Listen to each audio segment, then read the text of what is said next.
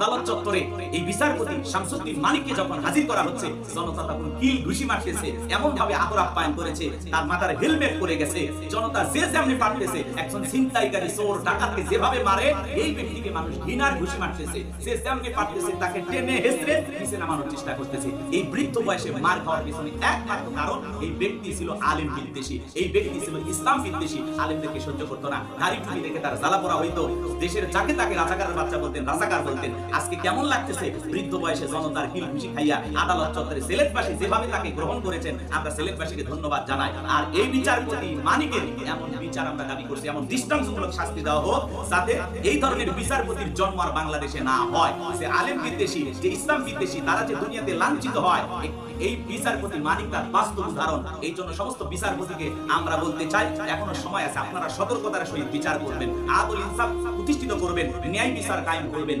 পরকাল নামের আরেকটি জগৎ আছে, সেই পরকালে আল্লাহ পাক আপনার আমার বিচার করবেন। এই জন্য পরকালকে ভয় করে, আল্লাহকে ভয় করে আপনারা সঠিক বিচার করবেন। কোন মাসদুমের প্রতি জুলুম করবেন না, কোন আলেমদের প্রতি জুলুম করবেন না। যারা আলেম বিদ্বেষী, ইসলাম বিদ্বেষী, এরা দুনিয়াতেও লাঞ্ছিত হবে, পরকালেও আল্লাহর বিশাল ভয়াবহ শাস্তি তাদের জন্য অপেক্ষা করতেছে। আমরা এই বিচারপতি মানিকের সর্বোচ্চ শাস্তি কামনা করছি। এই যে মানিক নামের একটা লোক, আপনার নাম শুনেননি? হ্যাঁ, এক সময় শামসুদ্দিন মানিক এক সময় বিশাল বড় দায়িত্ব পালন করেছেন বিচারক হিসেবে। কথা কি বুঝতে পারছেন? তো উনি গত কয়েকদিন আগে এটিএন বাংলায় টক শো করতে আইসা সব কথা বলতে বলতে এক সময় যায় ডক্টর এনায়েতুল্লাহ আব্বাসী হুজুরের বিরুদ্ধে বলতেছে ইনি একজন রাজাকার। আচ্ছা বলেন তো ওই জায়গায় কি এনায়েতুল্লাহ আব্বাসী বুঝতেছিল? না। এরা হলো আলেম বিদ্বেষী, সব সময় ওলামা ইকরামদের বিরুদ্ধে কথা বলেন। এই মানিক সাহেব বলতেছে ডক্টর এনায়েতুল্লাহ আব্বাসী রাজাকার, সরমানাই, সরসিনা, এর পীর সাহেব, এরাও ধান্দাবাজ, সবকে নিয়ে যা ইচ্ছা তাই সমালোচনা করতেছে। সুযোগ পাইলে আবার সে একই টক সাথে গর্বের সাথে বলতেছে আমি সাইদি সাহেবকে ফাঁসি দিয়েছি, ফাঁসির আদেশ আমি দিয়েছি। চিন্তা করেন, এরা ৭১-এর ঘাতক দালাল নির্মূল কমিটির লোকজন, এরা এই সমাজে সব সময় একটু সুযোগ পাইলে আলেমদের বিরুদ্ধে কথা বলে। আলেম বিদ্বেষী, এরা ইসলাম বিদ্বেষী। এদেশে মুসলমানেরা নিরাপদে বসবাস এটা এরা কখনো চায় না।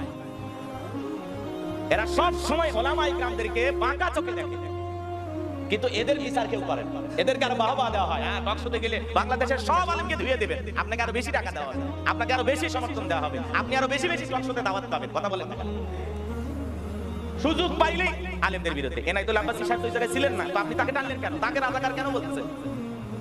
এখন গোলাম মাওলা রনি তিনি আবার প্রতিবাদ করে বলতেছেন যে মানিক সাহেব যা যা বলতেছেন, যা খুশি তাই বলতেছেন, যাকে তাকে রাজাকার বলবেন। তখন ও আবার ব্যাখ্যা দিয়ে বলতেছে যে রাজাকার আমি তাদেরকে বলবো যারা পাকিস্তান আর তালিবানকে সমর্থন করে, এরাই রাজাকার। সেটা বয়স যা হয়, মানে বয়সের সাথে আর রাজাকারের পার্থক্য না।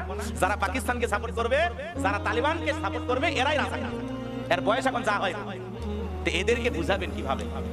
এরা নাকি সমাজের বিচারপতি, আর এরা যদি বিচারপতি হয় এই সমাজের যে কত ক্ষতি হয় আমরা তা নিজের চোখে দেখেছি। কথা বলে ঠিক এরা, কারণ এরা আলেমদেরকে ফাঁসি দিতেও চিন্তা করে না। এরা সেই বিচার টক শোতে যায় এনায়েতুল্লাহ আব্বাসী হুজুরকে রাজাকার বলতেছে, ধান্দাবাজ পীর বলতেছে। সব জায়গায় এক শ্রেণীর মানুষ বসবাস করে যারা সব সময় ইসলাম আলাদের দিকে আঙ্গুল তুলে কথা বলে। ইসলাম সহ্য করে না, ওলামা ইকরাম সহ্য করে না, আলেম সহ্য করে না, পীর মাশায়েখ সহ্য করে না। সব সময় তারা ইসলাম বিদ্বেষী আচরণ করে। কথা বলে ঠিক না?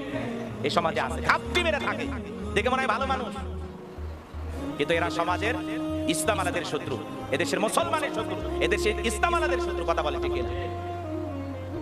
মাদ্রাসায় ছাত্র বেশি, এটা নিয়ে ওরা চিন্তা করে যে এত ছাত্র মাদ্রাসায় কেন।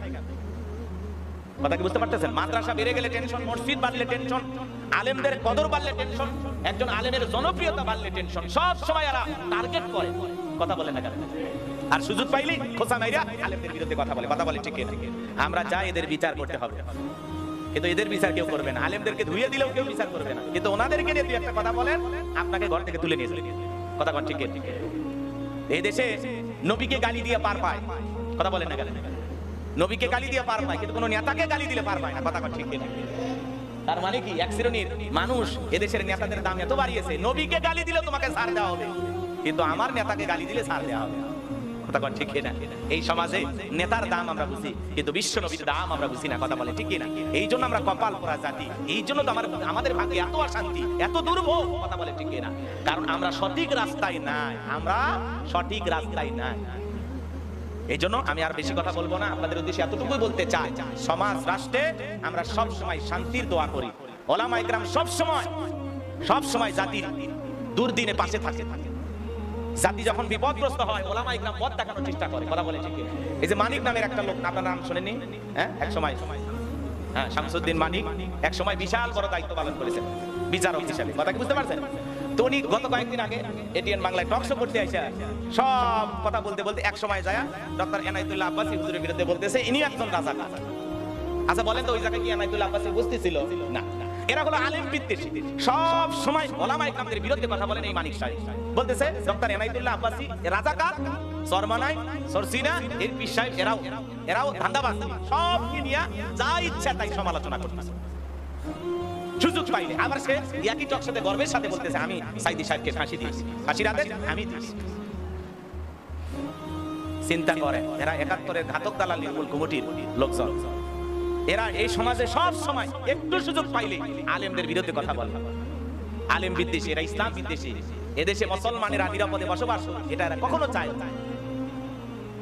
এরা সব সময় ওলামায়ে কেরামদেরকে বাঁকা চোখে দেখে, কিন্তু এদের বিচার কেউ করে না। এদেরকে আরো বাহবা দেওয়া হয়। হ্যাঁ, টক শোতে গেলে বাংলাদেশের সব আলেমকে ধুয়ে দেবেন, আপনাকে আরো বেশি টাকা দেওয়া হয়।